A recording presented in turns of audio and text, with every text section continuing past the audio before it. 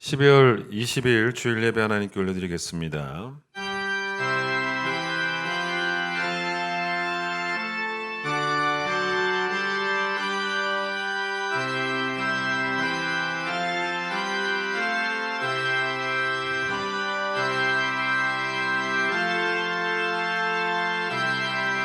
오직 여호와는 그 성전에 계시니 온 땅은 그 앞에서 잠잠할지니라. 기쁨으로 여호와를 섬기며 노래하면서 그의 앞에 나아갈지어다. 하나님은 영이시니 예배하는 자가 영과 진리로 예배할지니라. 아멘.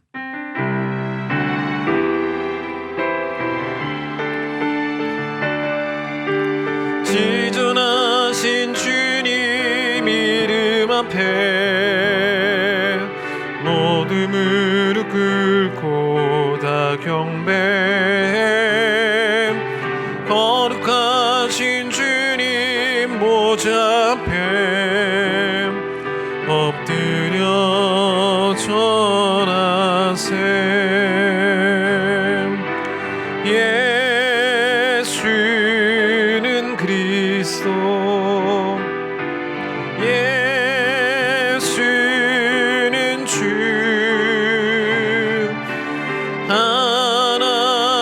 하나님의 영으로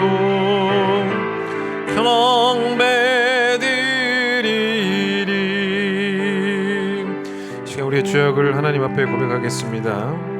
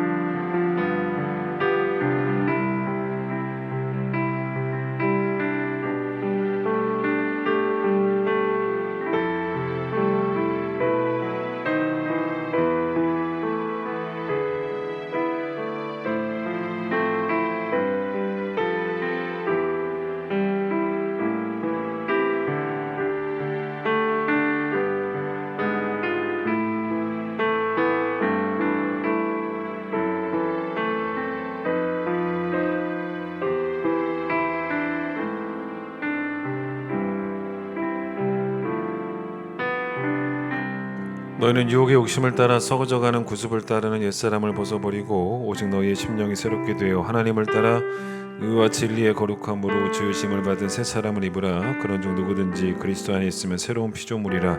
이전 것은 지나갔으니 보라 새 것이 되었도다. 아멘. 신앙 고백합니다. 나는 전능하신 아버지 하나님 천지의 창조주를 믿습니다. 나는 그의 유일하신 아들 우리 주 예수 그리스도를 믿습니다.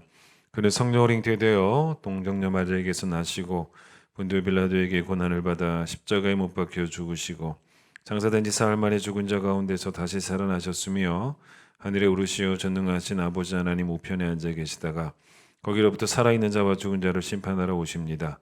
나는 성령을 믿으며 거룩한 공교회와 성도의 교제와 죄를 용서받는 것과 몸의 부활과 영생을 믿습니다. 아멘. 109장 찬송합니다.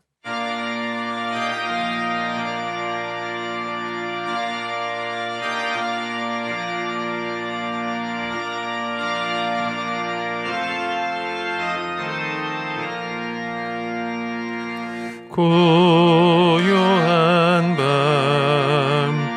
거룩한 밤, 어둠에 묻힌 밤, 주의 부모 앉아서 감사기 드릴 때 아기 잘도 잔다. 아기 잘도 잔다. 고요한 밤, 거룩한 밤, 영광이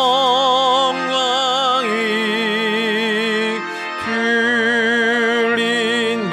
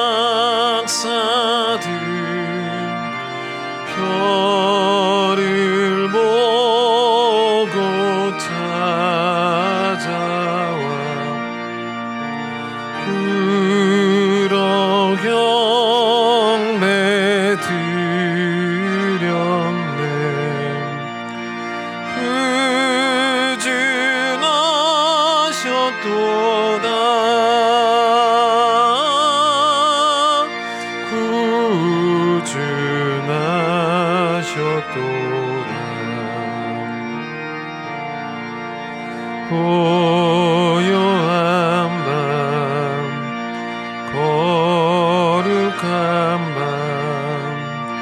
주 예수 나신 밤 그의 얼굴 광채가 세상 빛이 되었네. 구주 나셨도다. 구주 나셨도다. 아멘. 마태복음 13장을 봅니다. 마태복음 13장 10절로 23절까지 말씀을 제가 읽도록 하겠습니다. 마태복음 13장 10절로 23절. 제자들이 예수께 나와 이르되 어찌하여 그들에게 비유로 말씀하시나이까? 대답하여 이르시되 천국의 비밀을 아는 것이 너희에게는 허락되었으나 그들에게는 아니 되었나니 무릇 있는 자는 받아 넉넉하게 되고 되되 없는 자는 그 있는 것도 빼앗기리라. 그러므로 내가 그들에게 비유로 말하는 것은 그들이 보아도 보지 못하며 들어도 듣지 못하며 깨닫지 못함이니라. 이사야 예언이 그들에게 이루어졌으니 일러스되 너희가 듣기는 들어도 깨닫지 못할 것이요 보기는 보아도 알지 못하리라.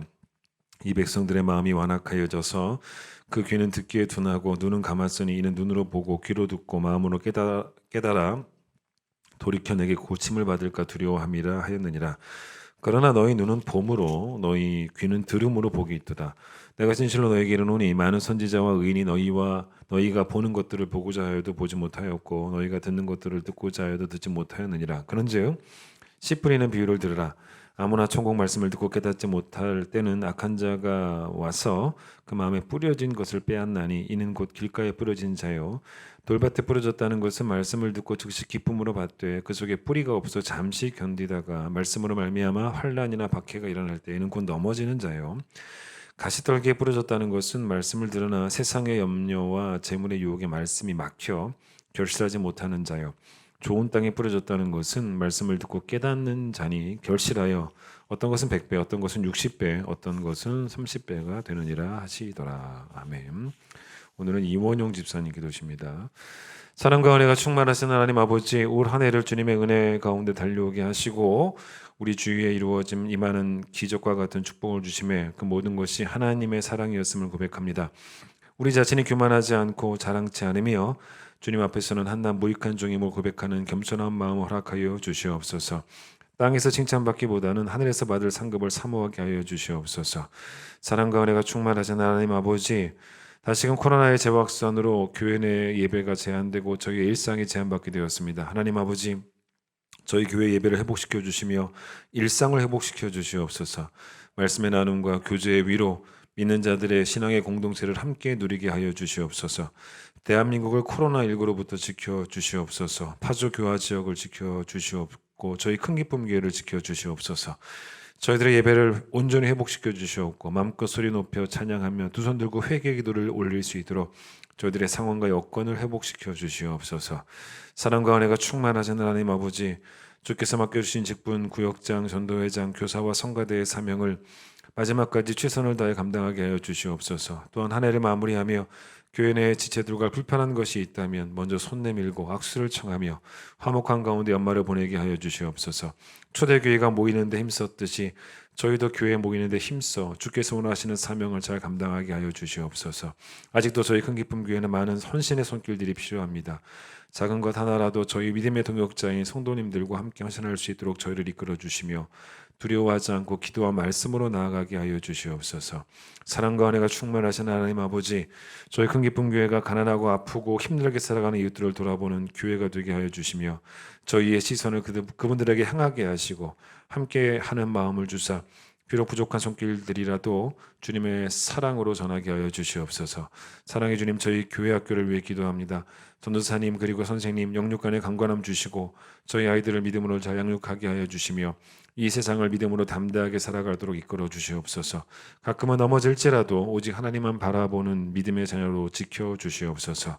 사랑과 은혜가 충만하신 하나님 아버지, 저희 큰 기쁜 교회를 이끌어 가시는 김석환 목사님, 성령님들 함께하여 주시옵고 하나님의 깊은 사랑으로 저희 큰 기쁜 교회 잘 이끌어갈 힘 주시고 오늘 선포하여 주실 말씀에 은혜 많이 받게 하시고 예배가 끝나는 시간까지 경건하게 하여 주시며 감사드리오며 이 모든 것 예수님 이름으로 기도드립니다. 아멘.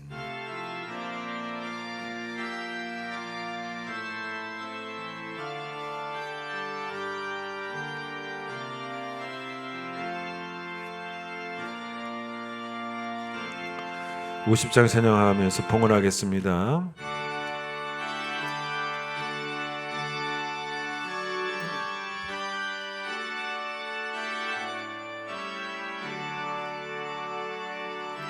내게 있는 모든 것을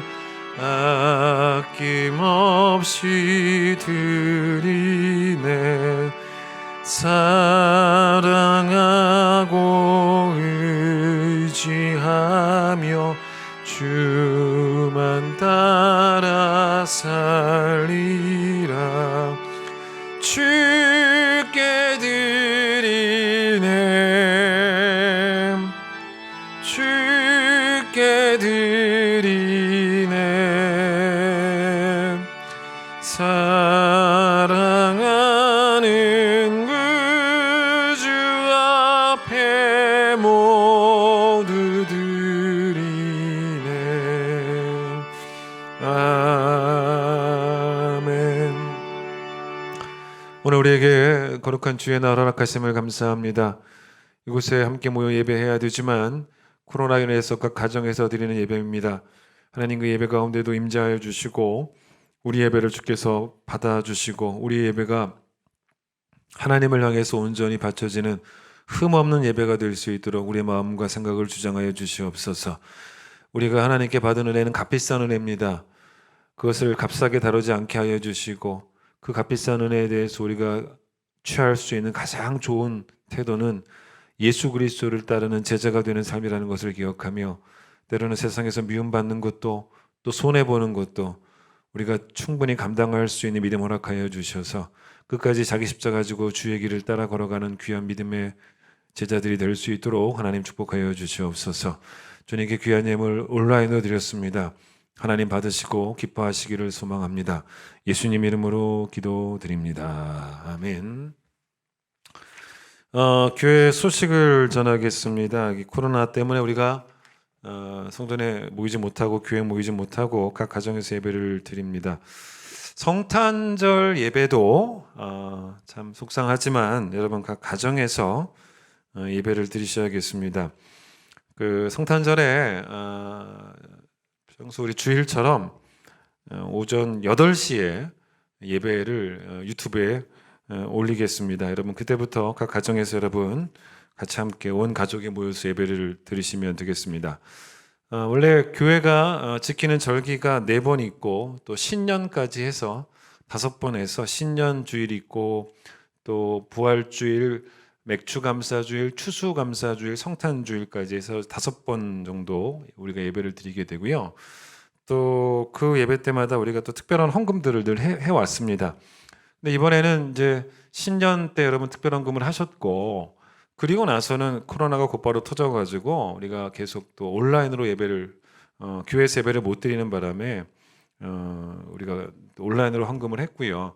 지난 추수감사주일 때에는 저희가 모일 수 있어서 그때는 이제 교회 오신 분들은 교회에서 헌금을 하셨습니다. 이번 성탄절도 우리가 교회에서 못 모이기 때문에 여러분 그날 예배 드리시고 동방박사처럼 오늘 태어나신 우리 아기 예수님께 황금과 유향과 모략을 드렸던 그 마음처럼 여러분도 성탄 헌금을 정성스럽게 그날 준비하셔서 온라인으로 해주시면 되겠습니다.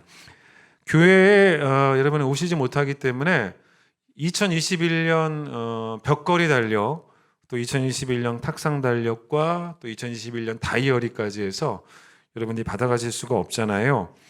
그래서 저희가 저희 교육자들이 그 연말에 여러분의 가정으로 다 배달을 하도록 하겠습니다. 그래서 한 이틀 동안 해야 될 것 같은데 각 가정마다 방문해서 대면으로 하지 않고 앞에 두고 가는, 여러분 집 앞에 두고 가는, 그래서 여러분 그렇게 달력 다이어리 받으시면 될 것 같고, 멀리 계신 교인들에게는 저희가 택배로 발송해 드리도록 하겠습니다. 그래서 새로운 달력 조금만 좀 기다려 주시면 감사하겠습니다. 찬양하겠습니다.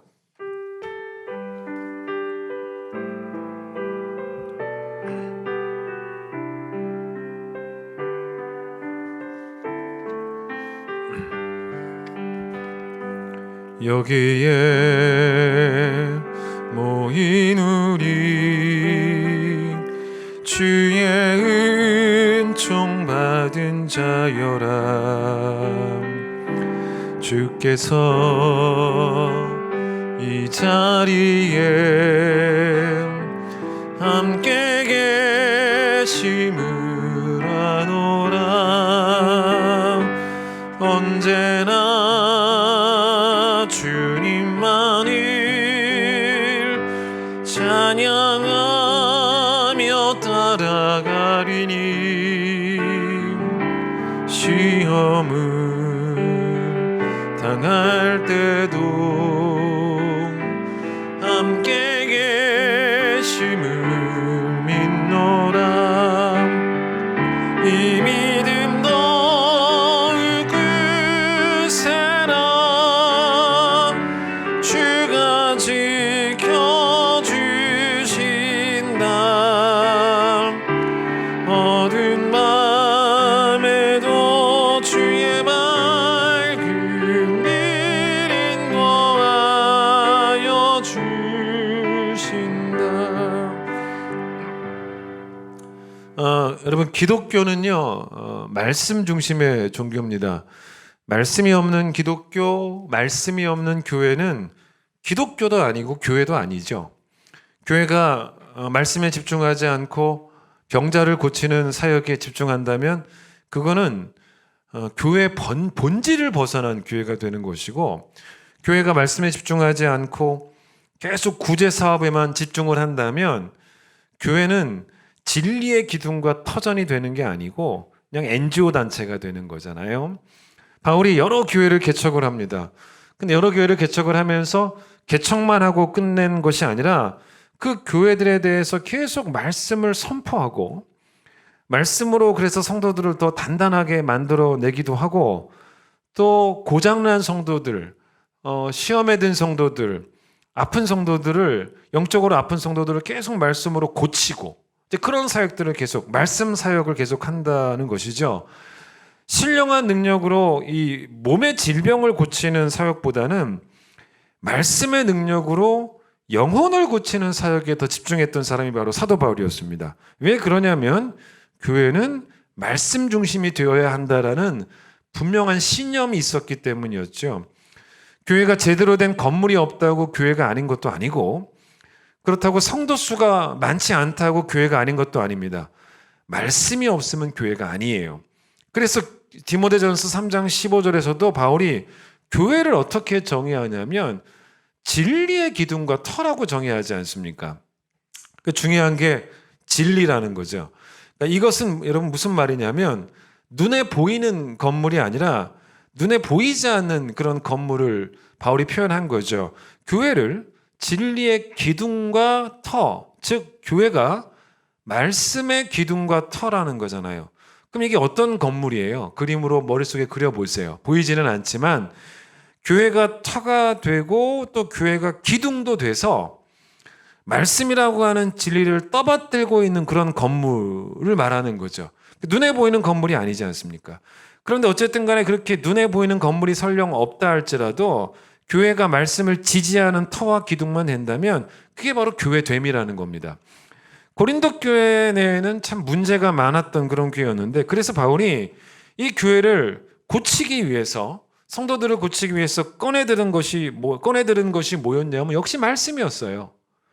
말씀이 아니고서는 어떻게 고치겠냐, 이런 태도였죠. 그래서 말씀 중심의 사역을 했던 그 사도 바울의 태도가 고스란히 담겨져 있는 말씀이 하나 있거든요. 한번 찾아보도록 하겠습니다. 고린도 후서로 한번 가보세요. 고린도 후서 2장을 잠깐 봐보십시오. 2장 17절에 바울이 말씀 중심의 사역을 고집하는 그 내용이 들어있어요. 자, 17절 288페이지 신약성경 제가 한번 읽어보겠습니다. 우리는 수많은 사람들처럼 하나님의 말씀을 혼잡하게 하지 아니하고 곧 순전함으로 하나님께 받은 것 같이 하나님 앞에서와 그리스도 안에서 말하노라 이렇게 말합니다. 이게 이제 바울이 이 고린도 교회 문제들을 말씀으로 고치겠다는 거예요. 자, 이게 무슨 이야기냐면 여기 바울이 지금 뭐라고 말했습니까? 다른 사람들은 수많은 다른 사람들 이야기하지 않습니까?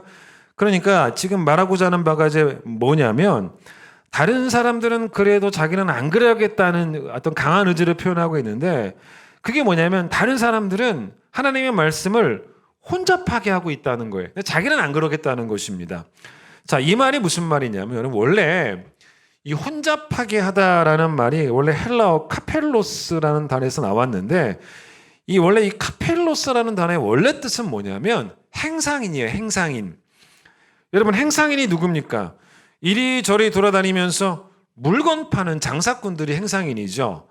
그런데 여러분 이 시대 행상인들이 한 곳에서 계속 물건을 판 게 아니에요. 이 동네에서 물건을 팔면 그 다음 동네로 가서 다른 동네 가서 팔고 이렇게 옮겨 다니면서 장사를 했단 말입니다. 이러다 보니 행상인들이 뭐 다 그렇진 않았겠지만 나쁜 행상인들은 어떤 생각을 많이 가졌냐면 한 번 팔면 끝이라는 거죠. 다시는 못 볼 사이라는 거예요. 뭐 요즘처럼 뭐 AS가 되는 그런 시대가 아니잖아요. 그러면 사기를 치는 거예요. 사기를 치며 파는 겁니다. 그래도 이제 어떻게 뭐 한 번 팔고 떠나버리면 되는 거니까. 그런데 이런 행상인들의 그 사기 행각 중에 가장 대표적인 사기 행각이 뭐냐면 포도주에다가 물을 섞어서 파는 거예요. 근데 바울이 딱 그걸 지적하는 것입니다. 장사꾼처럼 하나님 말씀을 팔아먹는 사람들이 있다는 거예요. 포도주에 물을 섞어 파는 것처럼 그렇게 하나님의 말씀을 가지고 혼잡하게 뒤섞어가지고 그렇게 파는 그런 가짜 설교자들, 가짜 사도들이 많이 있다는 것입니다. 순도 100% 포도주가 아니고 혼잡해진 포도주를 파는 사기꾼 같은 그런 설교자들을 의미하는 거예요. 왜 그랬겠냐? 이 사람들은 진리를 전하는 게 목적이 아니에요. 개인적 이익을 얻기 위해서 말씀을 가르치는 가짜들이었기 때문입니다. 바울이 말씀을 가르치려는 이유가 말씀을 가지고 성도들을 치유하고 고치기 위함인데, 자, 병원에서 의사가 돈을 더 많이 벌려고 자기 이익을 위해서 만약 안 먹어도 되는 약을 먹게 하고 수술하지 않아도 되는데 수술을 하게 하고 이러면 여러분 환자는 더 병드는 거예요. 건강해지지가 않습니다. 그러니 바울이 이게 얼마나 중요한 문제예요. 영적인 질병들을 치유해야 되는 상황인데 말씀을 전하는 자로서 지켜야 되는 원칙, 정말 중요한 원칙이 하나 있었다는 거예요. 그게 바로 뭐냐면 17절 보세요. 중간에 나옵니다. 순전함이에요. 순전함. 순전함을 강조합니다. 이 순전함이 뭐랑 반대말이겠어요? 혼잡하게 하는 것과 반대말이죠. 이 순전함을 지켜야 된다는 거예요. 이게 되게 중요한 포인트라는 것입니다. 근데 이 순전함도 사실은 두 가지 면에서 순전한 거예요. 첫 번째는 뭐냐면 뒤섞인 말씀을 전하지 않는 거죠. 그게 바로 뒤에 나오죠. 순전함 뒤에 뭐라고 나옵니까? 하나님께 받은 것 같이, 받은 말씀만. 그러니까 받은 말씀만 전하는 게 첫 번째 순전함입니다. 근데 여러분 두 번째, 그러니까 그 전하는 내용의 순전함이지만 두 번째 순전함은 뭐냐면 전하는 동기의 순전함이에요. 무슨 말입니까? 장사꾼들처럼 청중들의 환심을 사서 그래서 말씀을 장사꾼처럼 마치 팔아먹어서 개인의 이익을 얻으려는 것이 그게 동기가 아니고 그 순전하지 않잖아요. 성도들을 잘 양육하고 그래서 고장난 부분도 고쳐주고 연약한 부분도 더 강하게 만들어주고 그래서 결국은 성도가 건강해지면 교회가 건강해지니까 교회를 말씀 중심으로 건강하게 세우려고 하는 동기의 순전함. 이건 여러분 성도들을 향한 열심, 좋은 열심이기도 하고 하나님을 향한 좋은 열심이기도 하고 고린도 교회를 향한 좋은 열심이기도 한 거죠. 그게 순전함이에요. 그걸 고집한 거죠. 자, 그런데 이 말씀은 사실 15절과도 이어져요. 15절을 잠깐 보세요. 15절에 바울이 뭐라 그랬냐면 우리는 구원받는 자들에게나 망하는 자들에게는 하나님 앞에서 그리스도의 향기다라는 말을 하고 있습니다. 자, 이 말이 여러분 무슨 말이겠습니까? 사람들이 성도의 삶을 보고 우리의 삶을 보고 어떤 반응을 보이든지 간에 좋은 반응 보이든 나쁜 반응 보이든 간에 좋은 반응은 뭡니까? 구원받는 자들이죠. 나쁜 반응은 뭡니까? 망하는 자들이죠. 그들이 어떤 반응을 보이든지 간에 그들의 반응에 따라 행동이 결정되는 게 아니라는 거잖아요. 그들이 반응이 어떻든지 간에 우리는 그냥 그 반응과 상관없이 꾸준하게 한결같이 그리스도를 알리는 향기로 살아가겠다라는 말을 15절에서 하지 않았습니까? 마찬가지예요. 17절도 마찬가지예요. 똑같은 거예요. 바울이 설교자로 살아갈 때도, 그러니까 성도로 살아갈 때도 물론 15절처럼 그래야 되지만 설교자로 살아갈 때도 사람들이 어떤 반응을 보이든지 간에 듣는 사람들의 환심을 사려하는 그런 설교자가 되지 않고 꾸준하게 순전함으로 전하겠다는 거예요. 제가 왜 지금 이 15절과 17절을 제가 비슷한 말씀이라고 말을 했냐면 그 이유가 있습니다. 15절과 17절에 동일하게 반복되는 표현이 하나 있어요. 그것 때문에 그래요. 15절 보세요. 15절에 어떤 표현이 나오냐면 끝에 보세요. 하나님 앞에서 그리스도의 향기라는 거예요. 맞죠? 하나님 앞에서라고 말합니다. 근데 여러분 17절 보세요. 17절도 뭐라고 나오냐면 끝에 보세요. 하나님 앞에서라고 말하지 않습니까? 똑같은 표현이 두 번 나와요. 하나님 앞에서라는 표현이 두 번 반복됩니다. 그러니까 15절은 뭡니까? 성도로서 하나님 앞에서 그리스도의 향기가 되어야 되는 것이고 17절은 뭐예요? 설교자로서 하나님 앞에서 설교해야 되고 이 얘기예요. 지금 여러분 코로나 확진자가요 1000명이 넘어서고 있습니다. 코로나 때문에 많은 사람들이 코로나라고 하는 그 바이러스에 걸리기도 하고 심한 경우에는 죽기까지 해요. 사망자들도 많이 생기고 있습니다. 특별히 기저질환이 있는 어르신들은 더 많이 돌아가시고 계시고 있지 않습니까? 그런데 사실 이 코로나라는 게 벌써 1년이 다 돼가는데 우리의 육신의 건강만 위협하는 게 아닌 것 같다라는 거예요. 그 1년이라는 시간 동안 우리 영혼을 엄청나게 망가뜨려 놨다는 거예요. 영혼의 건강을. 코로나 때문에 우리가 영적으로 게을러지고 있는 것이 얼마나 위험한 상황입니까? 성도라면 여러분 적어도 내가 성도라면 육적인 질병이 무서운 게 아니에요. 물론 그것도 위험하지만 이거보다 훨씬 더 위험한 게 뭐냐면 영적인 질병.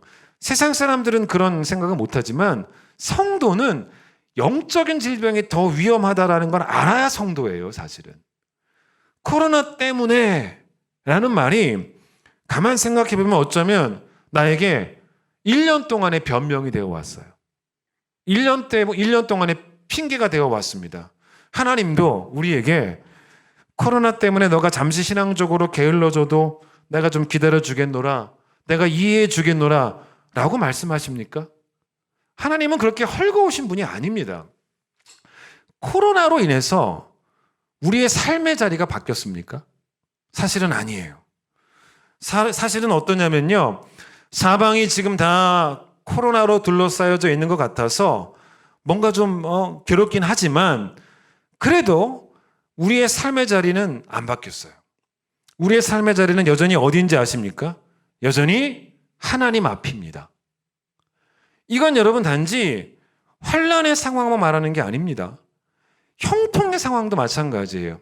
그러니까 상황이 좋을 수도 있고 나쁠 수도 있지만 상황이 좋든 나쁘든 여러분 신앙이라는 것은 그 상황에 반응하는 게 아닙니다. 상황이 좋으면 내 신앙도 같이 좋아지고 상황이 나빠지면 내 신앙도 덩달아 나빠지는 것, 이게 상황에 반응하는 거죠. 근데 신앙은 그게 아니에요. 신앙은 상황에 반응하는 게 아니고 어떤 상황에서도 하나님의 임재에 반응하는 게 신앙이에요. 모든 상황 속에서 내 삶의 자리는 아주 명확해요. 늘 하나님 앞이에요. 이런 생각을 한번 해보세요. 안개가 가득한 곳에 내가 서 있습니다. 내가 안개를 제거하기 위해서 뭘 할 수 있어요? 아무것도 할 수 없어요. 그럼 어떻게 됩니까? 가만 서서 안개가 다 거치기를 기다릴 수밖에 없습니다. 그냥 그 자리에 서서 기다리는 것 외에는 할 수 있는 게 없어요. 그런데 그렇다고 해서 그 안개가 가득한 바로 그 자리에 하나님의 임재가 없습니까? 하나님의 눈이 없습니까? 하나님의 임재는 오늘도 안개 속에 있는 나에게도 성도다움을 요구하신다는 거예요. 여러분, 지금이 딱 그런 상황이에요. 딱 그런 상황입니다. 우리 믿음의 선배님들을 생각해 보세요. 성경에 나오는 믿음의 선배들의 그 믿음의 특징이 뭐였냐면 환난만큼의 신앙생활을 하는 적이 없어요. 환난만큼의 신앙생활이 아니라 환난과 상관없는 신앙생활.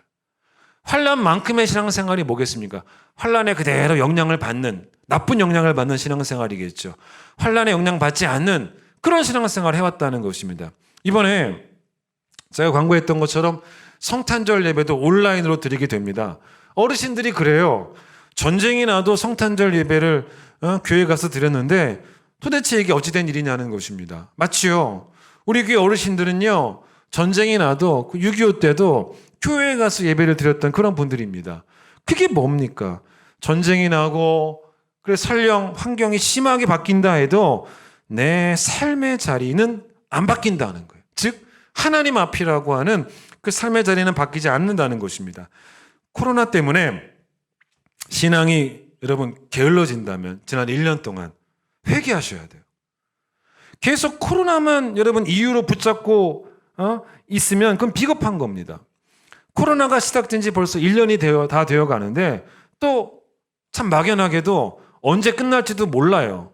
물론 지금 우리의 소원이 뭡니까? 코로나가 끝나는 거예요. 그게 소원이 되어야 되죠. 저도 그래요. 저도 코로나가 빨리 끝났으면 좋겠어요. 그런데 그 소원보다 앞선 소원이 뭔지 아십니까? 코로나 중에도 내 신앙이 여전한 것. 이게 소원이 되어야 되는 겁니다. 그게 더 급한 거예요. 코로나는 언젠가는 끝나요. 근데 그때까지 신앙생활 안 할 거예요? 그러니까 코로나와 신앙생활을 연관시키지 말고 분리하는 성실함. 그 성실한 태도가 필요하다는 것입니다. 이스라엘 백성이 광야 생활 40년 살 때 하나님 앞에서 제일 듣기 싫은 소리 했습니다. 그게 뭔지 아세요? 광야 때문에 못하겠다는 거예요. 변명이에요. 그러니까 여러분 코로나 때문에 안 하는 게 점점점 많아지는 게 아니고 코로나 중이라도 하나님의 임재 앞에서 해야 할 일은 절대로 놓치지 않는 그런 어른스러움이 우리에게 필요하다는 것 아니겠습니까? 자꾸 나를 코로나 앞에만 세우지 마십시오. 그러면 코로나가 오히려 내가 비겁하게 숨는 피난처가 돼요. 그게 뭔지 아세요? 게으름이에요. 영적 게으름입니다. 나를 코로나 앞에 세우는 게 아니고 나를 하나님 앞에 세우는, 하나님 앞에 서야 내가 뭘 해야 할지도 또 어떻게 살아야 할지도 진짜로 가슴 떨리게 깨닫게 되거든요. 그 긴장감을 놓치지 않거든요. 그래서 코로나 시대에 필요한 것이 소셜 디스턴싱이라고 하지 않습니까? 사회적 거리두기지 하나님과의 거리두기는 아닙니다. 이웃과 마음의 거리두기도 아니고 몸으로는 거리둘 수 있겠지만 마음의 거리두기도 아니지 않습니까? 하나님과 거리두기는 더더욱 아니고. 원래 이 게으름이라고 하는 단어, 나태함이라는 단어가 헬라어로 아케디아라는 단어고 이 아라는 단어가 붙으면 부정입니다. 어떤 뜻이냐면 원래 어원적 뜻이 뭐냐면 관심이 없다는 거예요. 게으름이 뭔지 아십니까? 관심이 없다는 거예요. 마땅히 관심을 써야 될 곳에 관심을 안 쏟는 거예요. 그게 게으름입니다. 그러니까 이게 여러분 세상이 말하는 게으름과는 달라요. 성경이 말하는 게으름은 그게 아니에요. 그러니까 영적인 게으름이죠. 내가 오늘도 출근을 했어. 코로나지만 일하러 가야 될 거 아니에요. 그래서 열심히 출근해서 오늘도 내가 회사에서 뭐 일을 하고 심지어는 요즘은 뭐 회사를 못 가는 것도 생기니까 재택근무로 열심히 일을 하고 여러분이 얼마나 그게 성실한 겁니까? 그래서 여러분 일하러 가기 싫은 것, 일 안 하는 것 물론 그것도 게으름이지만 성경이 말하는 영적인 게으름은 그게 아니에요. 여러분 지금 우리가 어떤 게으름이 성경이 말하는 게으름이 뭔지 아십니까? 몸이 게을러졌다는 게 아니고 관심이 게을러진 거예요. 자, 우리의 관심의 대상이 뭡니까? 첫 번째는 하나님이에요. 여러분 제가 묻겠습니다. 여전히 하나님에 대한 관심이 있으시냐는 거예요. 두 번째가 뭡니까? 이웃이에요. 그 관심이 있냐는 거예요. 그래서 여러분, 하나님 사랑과 이웃 사랑이 코로나 중이라도 우리가 슬럼프 없이 해야 될 일인데, 그런데 만약에 보세요. 지난 1년 동안 어땠냐는 거예요. 코로나 때문에 하나님에 대한 관심도 이웃에 대한 관심도 다 잃어버리고 살아가면서 그 이유는 코로나 때문이야, 코로나 때문이야, 코로나 때문이야 라고 말한다면 그게 바로 뭔지 아세요? 환난만큼의 신앙생활이에요. 그거밖에 안 되는 거예요. 그게 환난만큼의 신앙생활이고, 그게 바로 영적인 나태함이고 영적인 게으름이에요. 이게 바로 어떤 이야기냐면 몸의 게으름보다 감정의 게으름이에요. 관심도 없고 사랑하지도 않는, 그래서 진짜 코로나 때문에 라고 말하면서 자기 안에만 딱 갇혀 사는, 점점 관심이 메말라가는 그런 게으름이에요. 이게 우리의 병이 되고 있다는 거예요.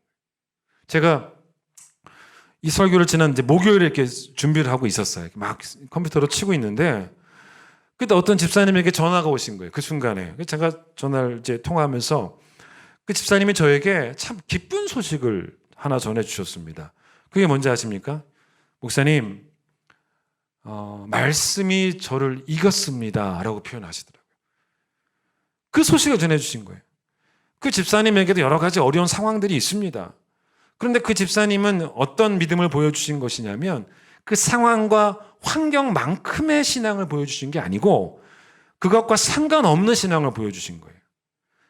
상황과 상관없는, 환경과 상관없는, 환난과 상관없는, 그게 결국 그 집사님의 표현이 뭐냐면 말씀이 나를 이겼다는 겁니다. 그게 말씀의 능력이에요. 1년 52주 가운데 19주나 다음 주까지 예배 드리면요, 19주나 온라인 예배 드리게 될 줄 누가 알았습니까? 성탄절 예배도, 심지어는 송구영신 예배까지도 온라인으로 드리게 될 줄 누가 알았겠냐는 거예요. 1월이 되면 현장 예배가 시작되고 다시 모일 수 있다라고 믿고 싶지만 그것도 모를 일이에요. 그래서 여러분이나 저나 필요한 말씀이, 특별히 여러분에게는 15절의 말씀, 고린도후서 2장 15절이라면 저에게는 17절의 말씀이 너무 필요한 말씀이고 저를 이렇게 세우는 말씀이었습니다. 교회에 성도들이 하나도 없어요. 그래서 설교자가 설교를 해야 되는데 성도가 없어요. 그게 지금 현실이에요. 그래서 제게 이 말씀이 필요합니다. 설교자가 우선 서 있어야 되는 곳이 하나님 앞이라는 거예요. 교회 예배당에 성도가 있고 없고에 따라서 설교자의 태도가 바뀌면 안 된다는 것입니다. 왜냐? 저는 물론 성도 앞에서 설교하는 설교자가 되어야 되지만 그 전에 하나님 앞에서 설교하는 설교자가 되는 게 우선이기 때문에, 그래서 저도 오늘 하나님 앞에서 설교하는 거예요. 그럼 여러분은 어떻습니까? 똑같아요. 여러분은 교회에 와서 예배드리는 것과 온라인으로 예배드리는 것이 사실 그 느낌이 똑같을 수가 있겠습니까? 그런데 사실은 그럼에도 불구하고 여러분도 하나님 앞에서 말씀을 들으셔야 되는 거예요. TV와 조금만, 여러분 어떤 사람은 핸드폰 가지고 태블릿 가지고 예배를 드리시겠지만 하나님 앞인 거예요. 그리고 사실 그동안 우리가 가만 생각해 보면요, 너무 좋은 환경에서 예배를 드렸던 게 사실입니다. 왠지 아세요? 교회에 오면 뭔가 많이 달랐잖아요. 왜냐하면 교회에 오면은 방송 시설도 너무너무 좋아서 목사님이 설교하시면 마치 이렇게 막 귓가에 대고 설교하시는 것 같이 느껴지기도, 그런 환경 아니겠습니까? 여러분 만약에 집에서 TV 보시고 할 때 음향이라도 안 좋으면, 핸드폰 음향이라도 안 좋으면 멀리 들리고, 또 교회 오면 찬양할 때 악기 연주자들도 다 앞에서 연주하고 있고 얼마나 좋아요. 성가대 찬양도 들을 수 있고 얼마나 좋습니까? 얼마나 환경이 좋아요. 그런데 이걸 한번 생각해 보세요. 이스라엘 백성이 포로 생활 마치고 바벨론에서 70년 포로 생활, 그 어려운 생활을 다 마치고 돌아옵니다. 그래서 돌아왔을 때 정말 좋았던 게 뭐냐면 수문앞 광장에 모일 수 있는 자유가 있었어요. 집회의 자유. 바벨론에서는 집회의 자유가 없었잖아요. 근데 집회의 자유가 생긴 거예요.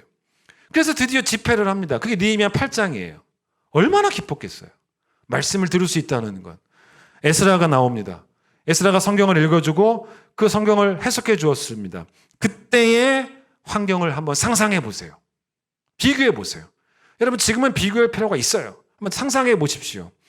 지금 여러분 유튜브 환경보다 그때 환경이 어떻겠습니까? 훨씬 안 좋아요. 유튜브 환경을 핑계 삼으면 안 되는 거예요. 훨씬 안 좋습니다. 느헤미야 8장에 보면요, 그 집회에 특별하게 준비한 게 하나 있었습니다. 그게 뭔지 아세요? 4절 보시면 이렇게 나와요. 그때 학사 에스라가 특별히 지은 나무 강단에 서고라고 말합니다. 특별한 게 딱 하나 있었습니다. 그게 뭐였냐면 나무 강단이었습니다. 그게 다예요.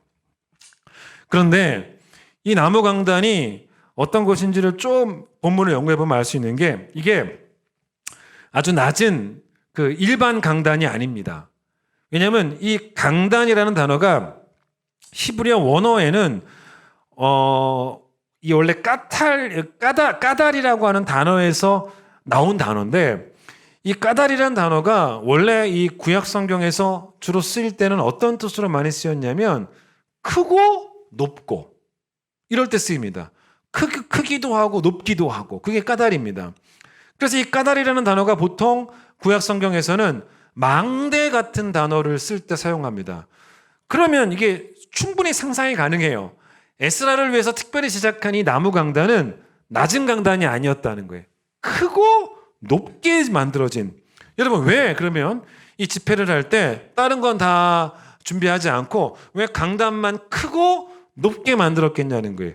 지금보다 환경이 안 좋았기 때문이에요. 이해되세요?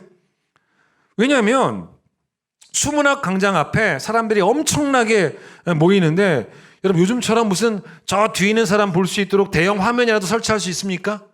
그게 아니지 않습니까? 중간중간에 모니터라도 나가지고 뒤에 있는 사람들이 모니터라도 볼 수 있는 그런 상황입니까? 많은 백성들이, 거기 모여있는 수많은 백성들이 말씀을 들으려고 모였는데, 맨 뒤에 있는 사람도 그 설교를 들을 수 있으려면 설교 강단을 높이 만드는 수밖에 없었던 거예요. 모두 다 볼 수 있고 모두 다 들을 수 있도록 하기 위해서. 그러나 그렇다고 해서 지금처럼 음향시설이 있는 것도 아니고, 맨 뒷사람은요, 에스라의 목소리가 개미 소리처럼 들렸을 수도 있어요. 그렇기 때문에 모두를 위해서 모두 다 숨죽였을 거예요. 모두를 위해서 설교 들으려고 모두 다 숨죽이고, 어떤 사람이라도 자기 소리 안 내고, 왜냐하면 자기 소리가 나면 그만큼 설교 소리가 안 들리니까 모두 다 숨죽이면서 움직임도 아주 최소화시켰을 거라는 말입니다. 그러면서 듣기만 했겠죠. 여러분, 왜 그랬어요? 70년 동안 포로 생활하면서 말씀을 들을 수 없었던 서러움이 있었어요. 지금 설교를 들을 수 있다는 것만으로도 행복했어요. 에스라의 목소리가 작냐 크냐, 에스라의 얼굴이 보이느냐 안 보이느냐, 그런 불평들이 있을 수가 없었습니다. 저는 코로나 때문에 예배를 우리가 교회에서 함께 드리지 못하는 상황이 너무 속상합니다. 그런데 반면에 이런 생각도 해봐요. 한편으로는 유튜브를 통해서라도 제가 설교할 수 있고 여러분이 설교를 들을 수 있다는 그런 유튜브라고 하는 인프라가 있는 것도 되게 감사해요. 교회에서보다는 환경이 안 좋지만 수문 앞 광장보다는 좋아도 한참 더 좋습니다. 감사함을 가지고 말씀 받으셔야 돼요. 교회에서 예배 드리던 생각을 하면 지금의 상황이 이거밖에 안 되는 거예요. 그런데 수문 앞 광장에서 예배 드렸던 이스라엘 백성들을 생각해 보면 지금의 상황에 대해서 이것도 감사하다라는 고백이 나오는 그런 성숙한 태도가 필요한 거예요. 그래서 오늘 이제 본문 말씀을 좀 보게 되면 다시 한번 마태복음 13장으로 한번 가보겠습니다. 이 오늘 본문 말씀의 그 이야기는 듣는 자들이 영적으로 게을러지면 안 된다.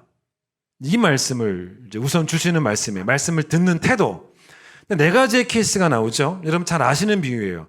말씀을 받는 자들의 그 태도, 그 심령의 상태를 첫 번째는 길가.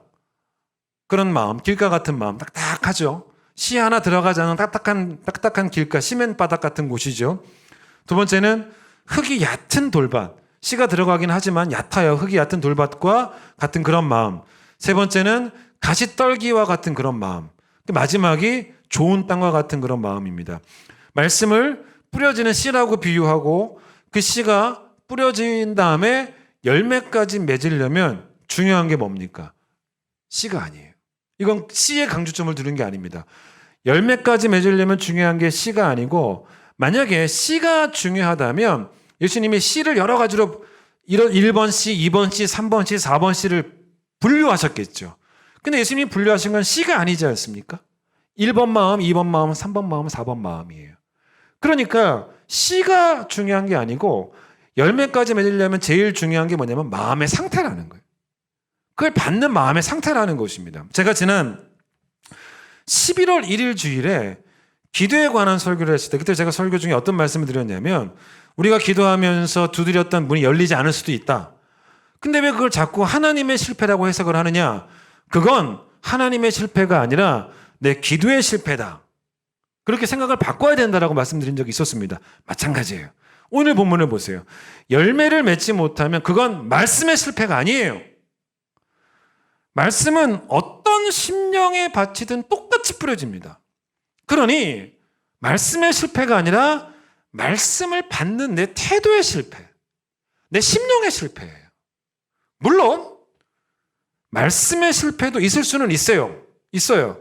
그게 뭔지 아십니까? 앞에서 이야기했던 것처럼 말씀을 혼잡하게 하는 자들이 있다면, 그런데 그것도 엄밀히 말하면 말씀의 실패가 아니라 말씀을 전하는 자들의 실패입니다. 그들이 순전함으로 안전했기 때문에. 그것도 여러분 설교자의 실패지 말씀의 실패는 아니에요. 그래서 여러분 1절부터 9절까지가 비유죠. 그리고 나서 오늘 우리가 10절부터 읽었는데 예수님께서 비유를 하시고 난 다음에 10절부터 그 비유를 친히 이제 풀어주십니다. 설명을 해주십니다. 자, 그런데 여기에 하나 여러분 볼 게 있습니다. 어떤 사람이 복 있는 사람일까? 여러분, 저는 여러분이 복 있는 사람이 되길 원해요. 이런 사람이 복 받은 사람입니다. 성경이 말하는, 예수님이 말하는, 우리가 얻기를 바라는 그 복, 우리가 얻기를 원해야 되는 그 복이 성경적인 복이 되어야 되지 않겠습니까? 성경이 말하는 그 복이 뭔지 아십니까? 뭐라고 말하냐면, 여기 나오는 본문이에요. 다른 사람은 못 봐도, 다른 사람은 못 들어도 나는 꼭 보고, 나는 꼭 듣게 되는 것. 그게 복이에요. 그 복을 우리가 갈망해야 된다는 거예요. 16절 보세요. 예수께서 이런 사람은 복이 있다. 이게 축복이라는 것입니다. 축복이 먼저 설명하시지 않습니까?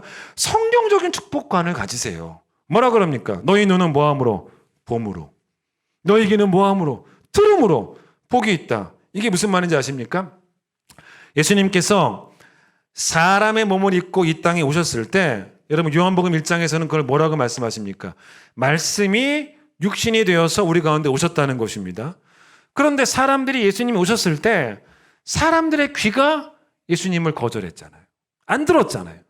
사람들의 귀가 말씀이신 예수님을 들어야 했는데 안 들었습니다. 안 들으니 그다음 뭔지 아세요? 듣지 않으니 그분이 하나님의 아들 구원자이심을 깨닫지도 못합니다. 여러분 깨닫는 게 뭔지 아십니까? 눈으로 보는 거예요. 들어서 눈으로 보는 거예요. 그런데 이 시대 사람들이 그러지 못했다는 것입니다. 그게 복인지 몰랐다는 거예요. 마찬가지예요. 뭐가 복인지 아십니까? 여러분에게 복이 늘 말씀이 들리고, 늘 내가 말씀을 들을 때마다 하나님 앞에 서 있다는 떨림이 있고, 그래서 말씀이 들릴 때마다 진리를 깨닫는 깊이가 점점 깊어지고, 말씀이 부유하니, 부유한 말씀을 들으니 이 코로나 시대에도 내 영혼은 코로나와 상관없이 동시에 부유해지고 점점 내 영혼의 눈이 밝아지는 복.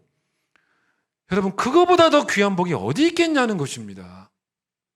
처음에 교회가 말씀 중심의 교회가 되어야 된다고 제가 말씀드렸는데, 교회에서 가장 중요하게 강조해야 될 복이 뭔지 아세요? 말씀이 들리는 복. 그래서 진리를 깊이 깨닫게 되는 복. 이 복이 교회에서 제일 강조해야 되는 복이에요. 자녀가 좋은 대학에 들어가는 것 복이죠. 사업이 거침없이 잘 되는 것 복이죠. 몸에 질병 하나 없는 건강함 복이죠. 이것만이 복이 아닙니다. 코로나 없는 세상에 사는 것 복이죠. 복입니다. 그런데 복 중에 복이 뭔지 아세요? 내 심령이 좋은 땅이 되는 복. 최고의 복이에요. 내 귀가 게을러지지 않는 복. 말씀을 듣기 원하는 사모함이 꺼지지 않는 복. 여러분 이사야 28장 9절의 말씀을 들어보시면 이사야가 그 남유다에게 하나님께 받은 순전한 말씀을 전합니다.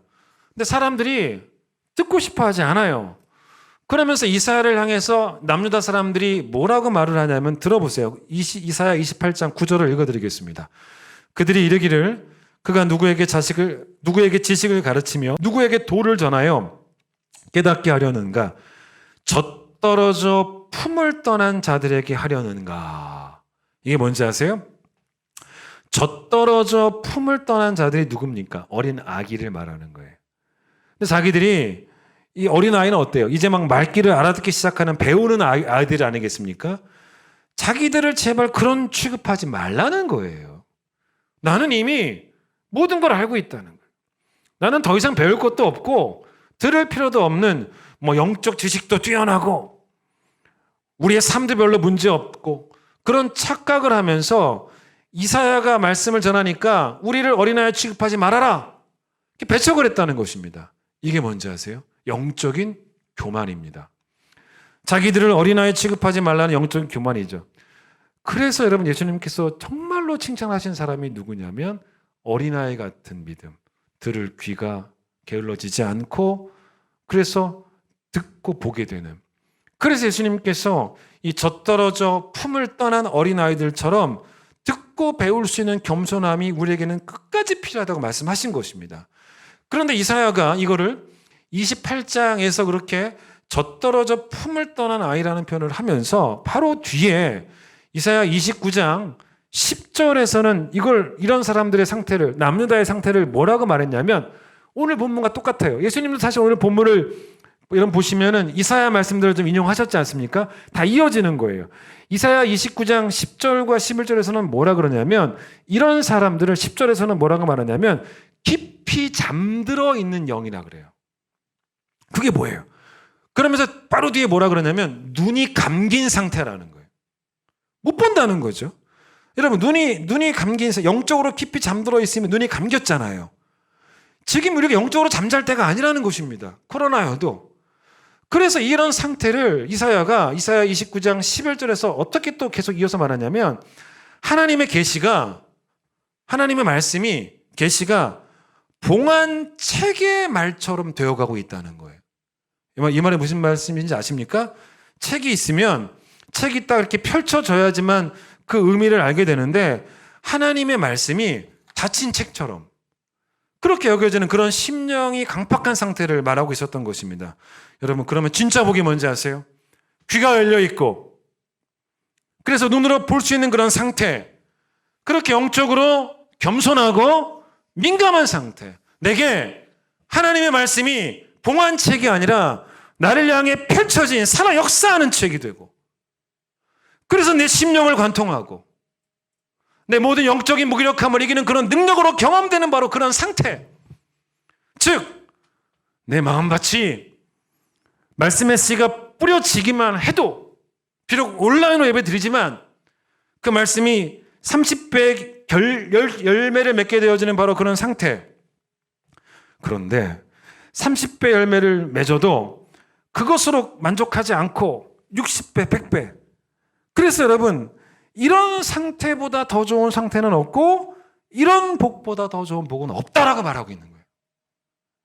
여러분 코로나 시대에 영적으로 게을러지지 않도록 하기 위해서 우선적으로 가장 필요한 것이 말씀 앞에 서는 태도입니다. 온라인으로 드리지만 여러분 이 예배에도 목숨을 거셔야 돼요. 목숨을 거셔야 돼요. 예? 영상으로 보는 저를 뚫어지라 바라보셔야 돼요. 그래서 여러분 오늘 보면 22절 보세요. 22절에 가시떨기에 뿌려졌다는 것은 말씀을 들으나 세상의 염려와 재물의 유혹에 말씀이 막혀 결실하지 못하는 자요라고 말하는데 무슨 말입니까? 지금도 악한 영은 우리를 듣지 못하게 한다거나 들어도 말씀을 막아서 결실하지 못하게 한다거나 수단과 방법을 가리지 않고 여러분을 말씀과 멀어지게 하려고 합니다. 코로나 때문에라는 것이 계속 여러분 입에 붙어 있으면 이건 악한 영의 방법이에요. 말씀을 막는 일의 전문가가 사탄이거든요. 그걸 이겨내셔야 됩니다. 코로나여도 우리는 여전히 열매를 맺어야 돼요. 겨울이어도 비닐하우스에서 열매는 맺힙니다. 지금이 겨울 같은 시간입니다. 그러나 이 겨울 같은 시간 동안 특별히 이 악한 영이 우리에게 막 추운 냉기를 뿜어낼 때, 우리를 움츠러들게 할 때 우리 영혼은 영혼의 비닐하우스가 있어야 되는 거예요.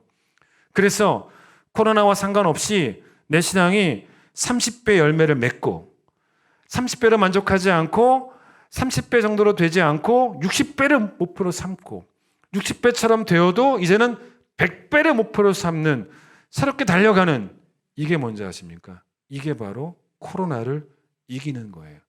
코로나는 언제가 지나갑니다. 코로나가 지나가는 걸 우리가 코로나를 이긴다고 말할 수는 없어요. 코로나는 그냥 지나가는 거예요. 근데 코로나를 이기는 것은 코로나 중에도 열매를 맺는 거예요. 말씀을 듣고 찬양하겠습니다.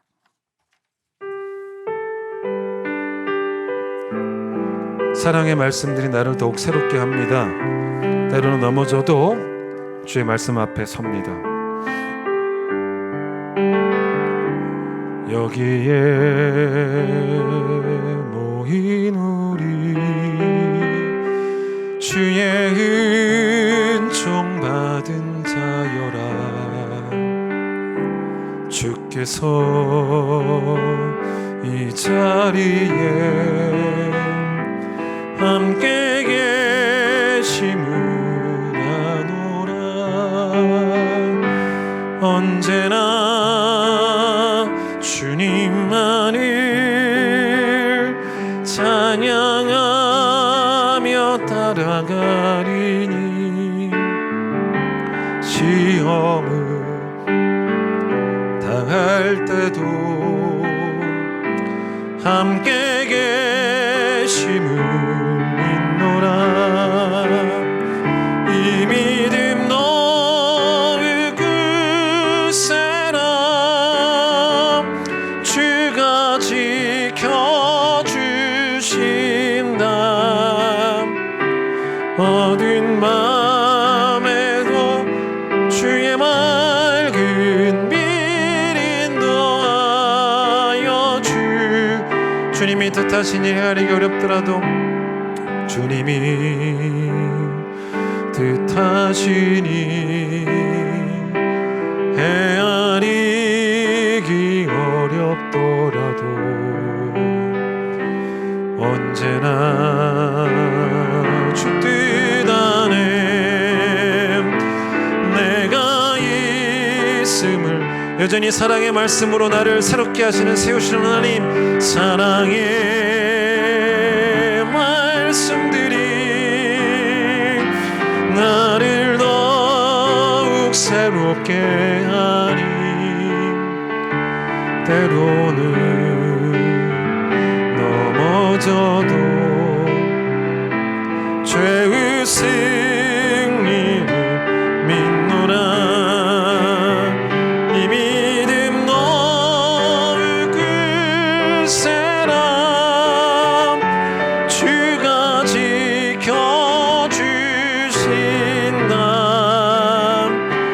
어두운 밤에도 주의 맑은 빛 인도하. 이 믿음 더욱 굳세라. 주가 우리를 지켜주신다. 이 믿음 너를 굳세라. 주가 지켜주신다. 어두운 밤에도 주의 맑은 빛 인도하여 주신다. 주의 뜻 이루어지는 날까지 믿음 너를 굳세라.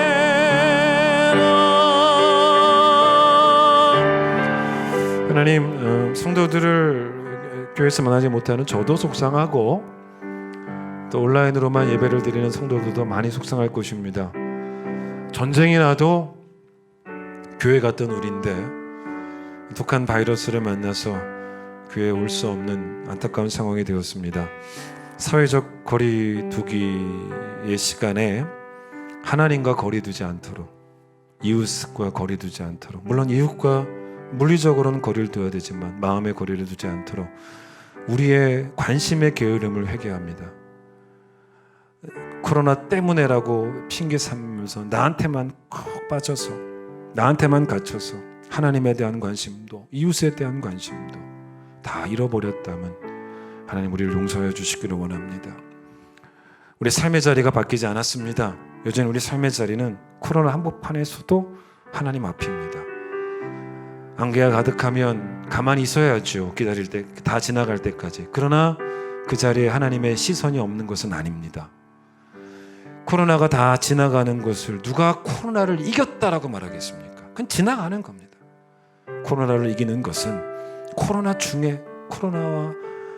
중에도 우리를 말씀으로부터 멀어지게 하고 말씀을 막아서 열매 맺지 못하게 하는 그 악한 영과 싸워서 내 영적인 게으름을 정말로 쳐서 복종시키는 한이 있더라도, 나 자신을 쳐서 복종시키는 한이 있더라도 말씀 앞에 나를 세우고 하나님 앞에 나를 세워서 그 말씀이 들리고, 그래서 그 들리는 복을 누리고 내 눈이 보여지고 진리를 더 깊이 깨닫게 되어지고 말씀의 부요함이 내 영혼의 부요함이 되는 것, 어떤 경우에도 이 코로나 시간 속에서도 말씀이 나를 이기는 것, 내 영이 악한 영을 이기는 것, 그래서 30배 열매를 맺어도 60배를 소망하고 60배를 맺어도 100배를 소망하는 것, 그게 성탄절에도 온라인으로 예배드리는 우리 성도들의 심령의 고백이 되기를 간절히 소망합니다. 그래서 언제 다시 만나게 될지 모르겠지만 다시 교회에 모일 때는 우리 삶의 자리에서 하나님의 임재 앞에서 승리한 기쁜 소식만 품고 교회로 돌아오는 우리 모든 성도들 될 수 있도록 주님 축복하여 주시옵소서. 이전에 했으면 놀라우신 은혜와 하나님의 사랑과 성령의 역사하심이 온라인으로 예배드리는 우리 모든 성도들 위해 함께하여 주시기를 간절히 축원하옵나이다. 아멘.